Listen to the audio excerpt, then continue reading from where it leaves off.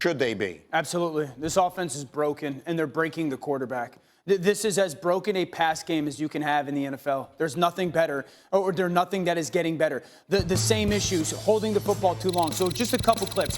Play fake, man coverage. I mean, we're holding on to the football for almost 5 seconds. No one was open. Check it down, throw it away, do something. We have to play faster at the top of our drops. 3rd and 7. Caleb drops back. No one's open. Okay, great. Move. Get off your spot.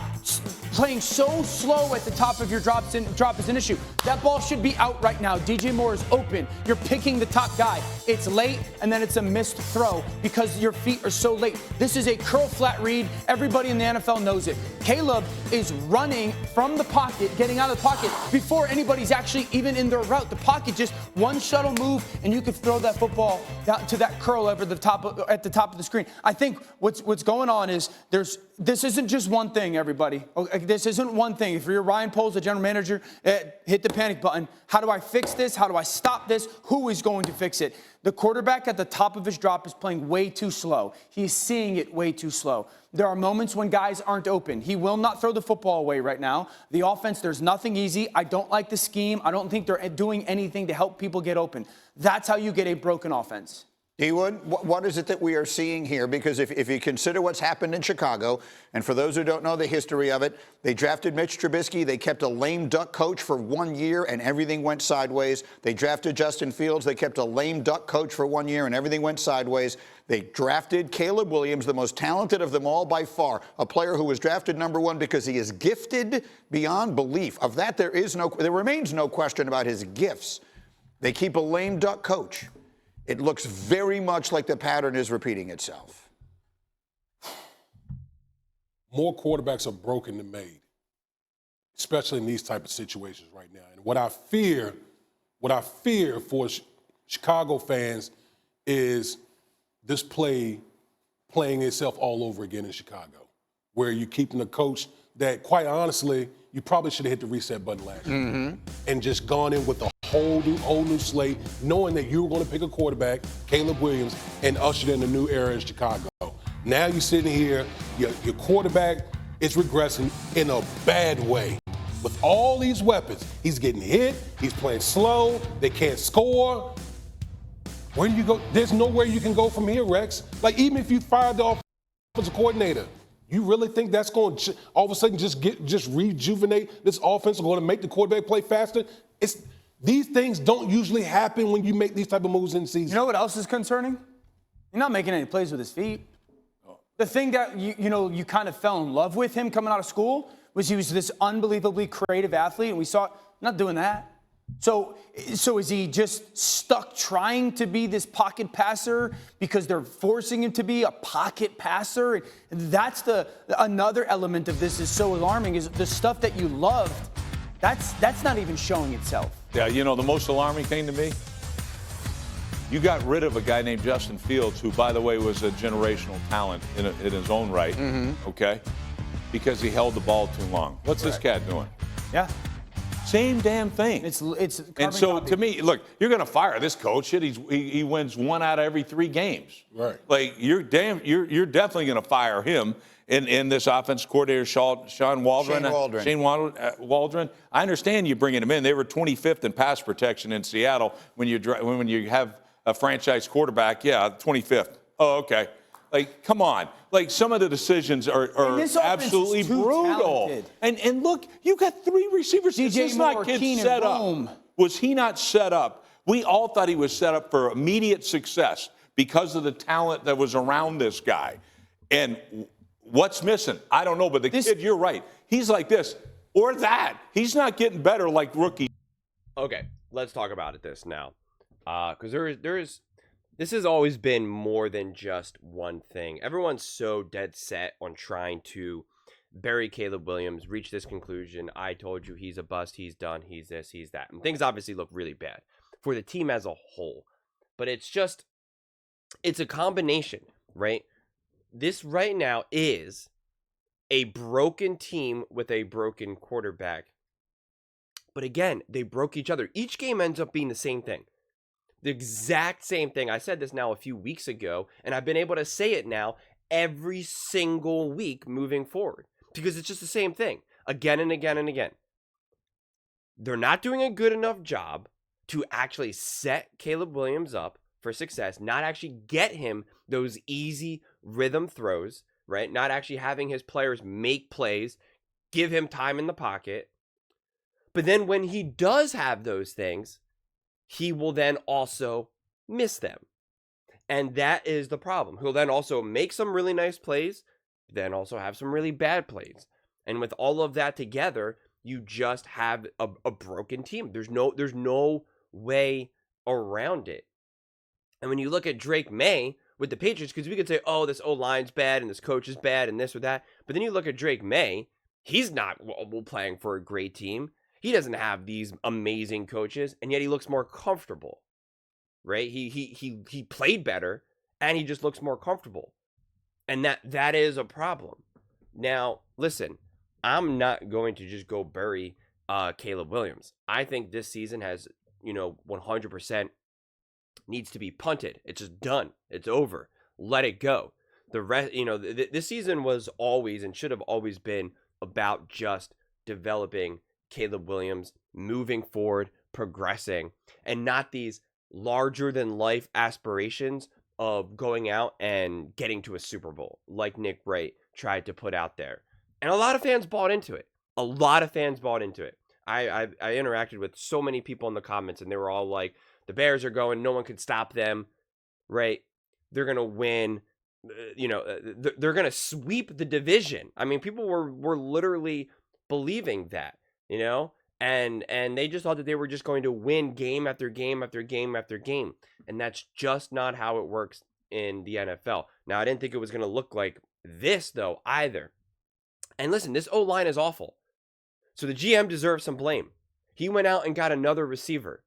You would be in a better situation if you didn't draft another receiver and you boosted up this O-line. There were people to take, right? Giving Caleb more time in the pocket.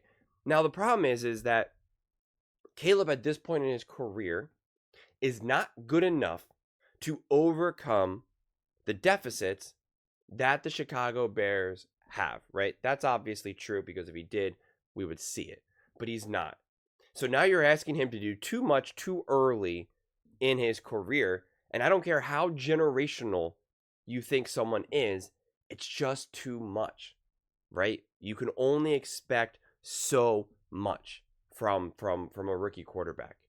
And now at this point, you're having these issues, and not only from a game approach, right? A game plan, but then when you have some of these other fundamental, mechanical, however we want to define it, for quarterback play, you're then like, well, is he getting the right coaching, right? Is he getting the right messaging? Are they working on the right things? Because you do want to see someone improve and get better and better and better. Again, the Denver Broncos don't have this stacked offense, not even close. And yet you can see Bo Nix continuing to get better and better and better. Same thing with Jaden Daniels, which I know, a lot of Chicago Bears fans aren't necessarily the biggest fan of Jaden Daniels, but you could see him get better, more comfortable with each week. I've pointed out the times that I saw Caleb Williams look comfortable, even when the game wasn't going, according to plan. He now officially no longer looks comfortable.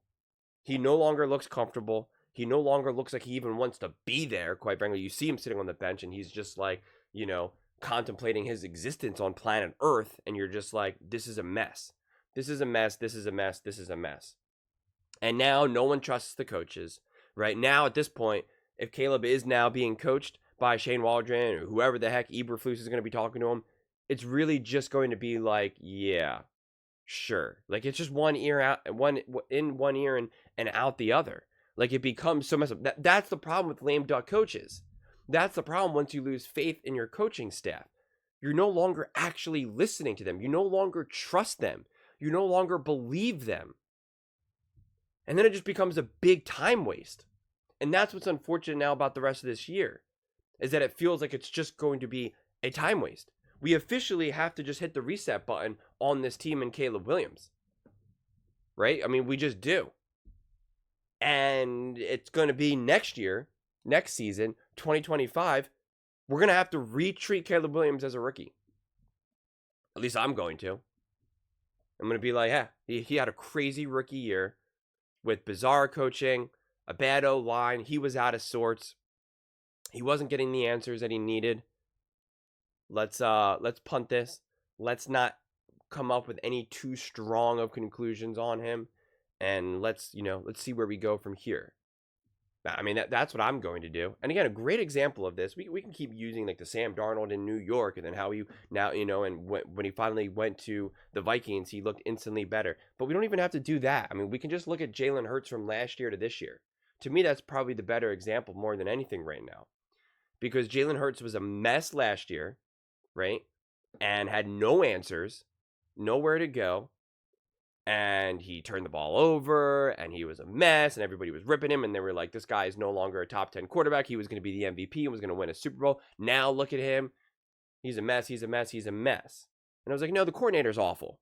The coordinator's not giving him anything to do with the ball, not getting him easy plays. They don't know how to manage him. This is a mess. Kellen Moore comes in, and now that offense is humming. They know exactly what to do. Jalen Hurts is great. He's playing like a top 10 quarterback in the NFL. That can't even remotely be argued. He's been playing unreal, right? I mean, he's in such rhythm now. And now we have someone like a Caleb Williams, who again is a rookie, who unfortunately hasn't really gotten the opportunity to show everyone what he truly can do. So he started off his career on his back foot, trying to play catch up. And when you're trying to play catch up as a rookie in the beginning of your career, it's just hard to do, man. It's just hard to do. And yeah, here's the thing. Everybody thought that he was going into this great situation. And so now people are just gripping onto that take. You said that he was going into the best situation of any rookie quarterback. Well, that proved not to be true. Right? We have new evidence now. We see that Shane Waldron really isn't that special now, is he? We see this O-line is a disaster. He's the most sacked quarterback. It's a combination between the O-line. It's a combination between him holding on to the ball. It's a combination of many different things. That's why this is not just one thing. This isn't just Shane Waldron's a mess. The O-line is a mess. Caleb is a mess. It's not individually. It's each of them. They each are taking like 50% and it adds up to 400%. There's so many people to blame for this mess right now. There really is. So that's why you can't just look at it through this one singular lens. Caleb Williams was supposed to be generational talent, best quarterback ever. Look what happened. It's like, yeah, well. And also, let's stop pretending like Justin Fields was this amazing quarterback that then was magically ruined by the Chicago Bears, because I don't think that was necessarily the case either. Did the Chicago Bears help him? No. But which offense looks significantly better? The team was struggling to put up even 20 points with the Steelers with Justin Fields. Now, with Russ, they're averaging over 30 a game. These things matter. So, and again, we don't have to constantly bring up Justin Fields. It's over. It's over. Let it go. We're talking about Caleb Williams now. And I do think the Chicago Bears will do what needs to be done to right this ship. I do think they're going to be smart going into this offseason. I do believe they're going to fix their O-line. They are going to get out there and get a true offensive head coach. And they're going to fix this team. I do fully believe that. So I don't think anyone has to panic or abandon. It's just that this team, this season did not go according to plan. And that's just sometimes the way it happens, man. I mean, it's just, if it was that easy and that predictable and that reliable, we'd have 32 Super Bowl winners every single year. That's obviously not how it works. But those are just my thoughts. I'd absolutely love to hear yours. What do you guys all think about Caleb Williams and the Chicago Bears? What do you think's going on? Who do you think's to blame the most? Let me know in the comments below. I read every single comment, so whether you agree with me or disagree with me. Either way, let's get in some discussions. Let's get in some fights. But ultimately, let's just have some fun. And please do consider subscribing. We're building an amazing community here, and I'd absolutely love to see you part of it. I want to build something that we all genuinely feel connected to. Something that we're really excited to be part of. I think we're on our way to doing it. And please don't forget to give this video a thumbs up, as it really does help with the visibility and the algorithm. Thank you so much, and see you next time.